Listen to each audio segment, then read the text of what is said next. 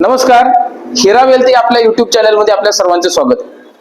आजच्या या युट्यूब व्हिडिओमध्ये आपण म्युच्युअल फंड, SIP आणि चांगले म्युच्युअल फंडच्या स्कीम कशा निवडायच्या हे आपण प्रॅक्टिकल सहित बघणार आहोत. तत्पूर्वी जर तुम्ही आपल्या हिरा वेल्थ या युट्यूब चॅनलला सबस्क्राईब केलं नसेल तर सबस्क्राईब करा आणि त्यासोबतच बेल आयकॉन प्रेस करा, जेणेकरून आपले नवनवीन व्हिडिओ तुम्हाला नोटिफाय होतील आणि तुम्ही बघू शकाल. आता आपण लाईव्ह प्रॅक्टिकली म्युच्युअल फंड आणि SIP हा जो टॉपिक आहे तो आपण सुरुवात करूया. टॉप म्युच्युअल फंड सिलेक्ट करण्यासाठी आपणाला टिकर टेपच्या वेबसाईटला गेल्यानंतर इथे स्क्रीनरचं बटन येतं. स्क्रीनरच्या बटनवरती क्लिक केल्यानंतर स्टार्ट स्क्रीनिंग या बटनवरती क्लिक केल्यानंतर आपल्याला जेवढे अवेलेबल म्युच्युअल फंडच्या स्कीम्स आहेत तेवढे आपल्याला सर्वात इथून शो होतात. तिथे आपल्याला सर्वात पहिल्यांदा जायचंय इक्विटीमध्ये. इक्विटीमध्ये आपल्याला माहितच असेल की त्याचे काही टाइप्स आहेत: large cap mutual fund, mid cap mutual fund, small cap mutual fund, flexi cap, large mid cap, sectorial funds वगैरे वगैरे. आता त्याच्यामधून आपण अनालिसिस करूया large cap mutual fund. We will start with large cap mutual fund आणि ह्याच्यामधून त्यातला best of the best fund कोणता आहे हे आपल्याला पाहायचं आहे. त्यानंतर we will move to the mid cap, त्यानंतर स्मॉल कॅप, त्यानंतर फ्लेक्झी कॅप. व्हिडिओ शेवटपर्यंत बघा की जेणेकरून तुम्हाला स्वतःला चांगले फंड निवडता येतील आणि त्याच्यामध्ये तुम्हाला रिबॅलन्सिंग, रिस्ट्रक्चरिंग करता येईल असा हा व्हिडिओ होणार आहे. आता ह्याच्यामध्ये तुम्ही गेला तर लार्ज कॅप म्युच्युअल फंड वरती क्लिक केलं तर त्याच्यामध्ये 32 स्कीम्स आहेत. मग त्याच्यामध्ये ICICI प्रुडेन्शियल ब्ल्यू चिप आहे, SBI ब्ल्यू चिप आहे, मिरे ॲसेट आहे अँड सो ऑन. आता ह्याच्यामध्ये गेल्यानंतर आपल्याला ह्याच्यामधून टॉपमोस्टचा फंड सिलेक्ट करायचा आहे किंवा फाइंड आउट करायचा आहे. तिथे गेल्यानंतर मित्रांनो आपल्याला सर्वात खाली फिल्टरचं बटन येतं. ह्या फिल्टर्समध्ये आपल्याला काही फिल्टर्स लावायचे जे इथं आपल्याला शो होतील टेबल्समध्ये. त्याच्यामध्ये आपण फिल्टर लावणार आहे CAGR 3 इयर्सचा, म्हणजे 3 इयरचा कंपाऊंडेड अॅन्युअल ग्रोथ रिटर्न त्या फंडने किती दिलेले आहे प्रत्येक, हे आपल्याला इथे टॅब्युलर फॉर्म मध्ये येतील.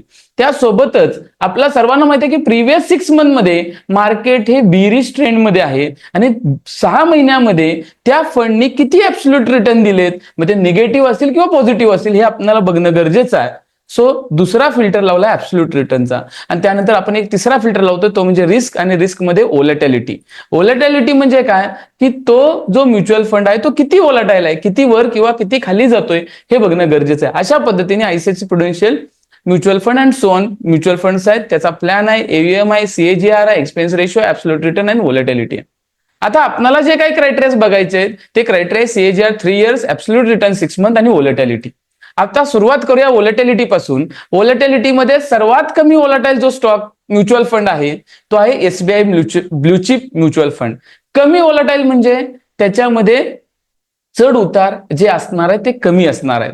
परंतु नुसतं व्होलॅटिलिटी बघून चालत नाही. आता तुम्हालाही माहित आहे 3 कॅटेगरीचे इन्व्हेस्टर आहेत: एक हाय रिस्क, एक मॉडरेट रिस्क आणि एक लो रिस्क, ज्याला आपण कन्झर्वेटिव्ह म्हणतो, आणि हाय रिस्क म्हणजे ज्याला आपण अग्रेसिव्ह म्हणतो. म्हणजे हाय रिस्क असतील ते काय करतील, इथून हाय व्होलॅटाईल जे म्युच्युअल फंड आहेत त्यांच्याकडे त्यांचा कल असेल, आणि जे लो व्होलॅटाईल असतील म्हणजे जे लो रिस्क असतील ज्याला आपण कन्झर्वेटिव्ह म्हणतो ते इथून लो व्होलॅटाईल सिलेक्ट करतील. पण प्रॉब्लेम असा आहे की लो व्होलॅटाईल सिलेक्ट केलं तर रिटर्न त्याचे कमी येतात, हाय व्होलॅटाईल सिलेक्ट केलं तर त्याचे रिटर्न जास्त येतात. परंतु त्यासोबतच प्रॉब्लेम हा असतो की त्याच्यामध्ये मार्केट जर खाली आलं ओव्हरऑल तर त्याच्यामध्ये रिस्क पण जास्त असते हाय व्होलॅटाईल मध्ये. मग आता ह्याच्यामध्ये आपण पहिला क्रायटेरिया की लो व्होलॅटाईल बघितलं तर तो आहे SBI blue chip mutual fund.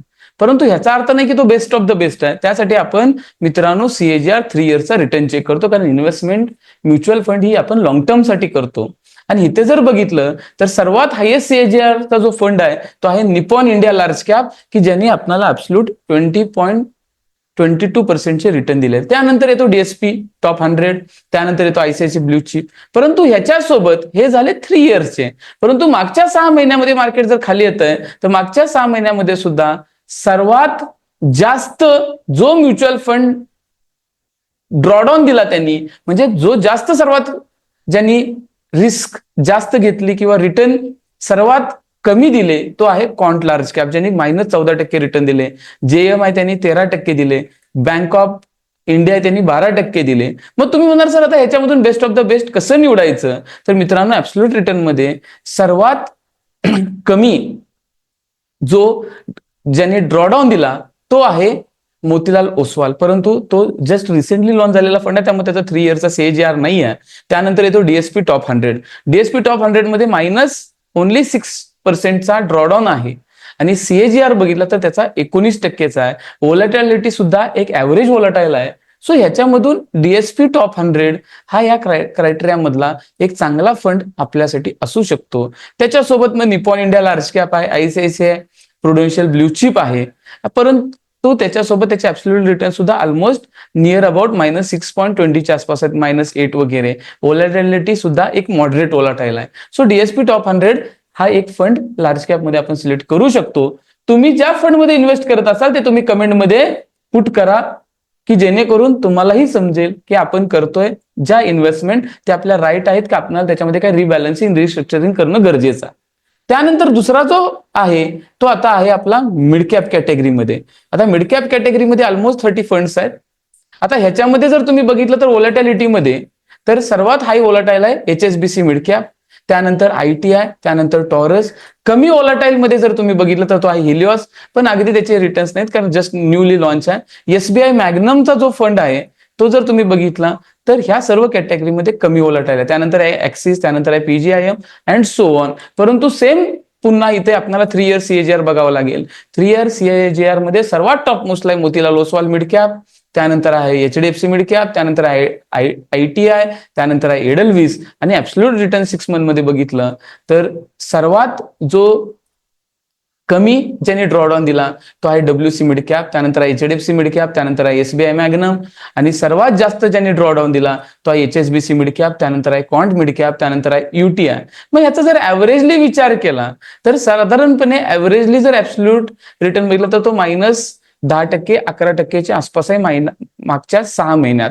सेक्टरचा जर विचार केला तर मिड कॅप सेक्टरचा, मिड कॅप कॅटेगरीचा. मग इथून जर आपण CAGR नुसार बघितलं तर ह्याच्यामध्ये एक साधारणपणे -10% ऍब्सोल्यूट रिटर्न, एक 16%च्या आसपासची व्होलॅटिलिटीमध्ये HDFC मिड कॅप येतो. त्यानंतर त्याच्या सोबत मोतीलाल ओसवाल येतो, ITI येतो, एडलवाईस येतो, निपॉन इंडिया ग्रोथ येतो. सो अशा पद्धतीचे टॉपमोस्ट फंड इथून आपल्याला मिड कॅप कॅटेगरीमध्ये मिळू शकतात. तुम्ही कोणत्या फंडमध्ये इन्व्हेस्ट करता मिड कॅप कॅटेगरीच्या त्या कमेंट सेक्शनमध्ये तुम्ही शो करा, कमेंट करा. त्यासोबतच पुढची कॅटेगरी येते मित्रांनो स्मॉल कॅप. स्मॉल कॅप मध्ये ऑलमोस्ट 30 फंड्स आहेत. त्याच्यामध्ये जर तुम्ही व्होलॅटाईल बघितलं, स्मॉल कॅप हे सर्वात मोर व्होलॅटाईल असतं.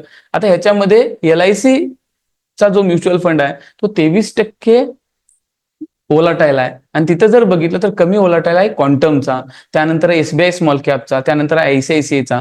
परंतु ह्याचे रिटर्न जरा कमी आहेत. SBI स्मॉल कॅप असेल, ICICI असेल. मग 3 इयर CAGR रिटर्न मध्ये सर्वात जास्त रिटर्न दिलेले आहेत बंधन स्मॉल कॅपनी. त्यानंतर आहे ITI स्मॉल कॅप, त्यानंतर आहे टाटा स्मॉल कॅप. इथून जर आता नुसतं 3 इयर CAGR बघून चालणार नाहीये, तर ज्याला मार्केट खाली आलं तर ऍब्सोल्यूट रिटर्न मध्ये सुद्धा कुणी सर्वात कमी ड्रॉडाऊन दिलाय हे सुद्धा बघणं गरजेचं आहे. तर सर्वात कमी ड्रॉडाऊन मध्ये आहे मोतीलाल ओसवाल स्मॉल कॅप, त्यानंतर आहे ॲक्सिस स्मॉल कॅप, त्यानंतर आहे क्वांटम स्मॉल कॅप, त्यानंतर आहे ITI. आणि इथून बघितलं तर बंधन, एडलवाईस हे साधारणपणे 15%च्या आसपास आहेत. आणि सर्वात हायेस्ट जो ड्रॉडाऊन आहे तो 18%. सो ऍव्हरेजली आहे. सो 3 इयर्सच्या CAGR नुसार बघून आपण जर पाहायला गेलो तर बंधन स्मॉल कॅप आहे, निपॉन इंडिया स्मॉल कॅप आहे, इन्व्हेस्को आहे, टाटा आहे, हे टॉप परफॉर्मिंग कॅटेगरीमध्ये इथून येऊ शकतात. तुम्ही कोणत्या फंडमध्ये स्मॉल कॅपच्या इन्व्हेस्ट करता हे कमेंट सेक्शन मध्ये पुट करा. त्यासोबतच पुढचा जो कॅटेगरी आहे मित्रांनो ही आपण लार्ज, मिड, स्मॉल नंतर जी येते ते येते मित्रांनो लार्ज आणि मिड कॅप कॅटेगरी.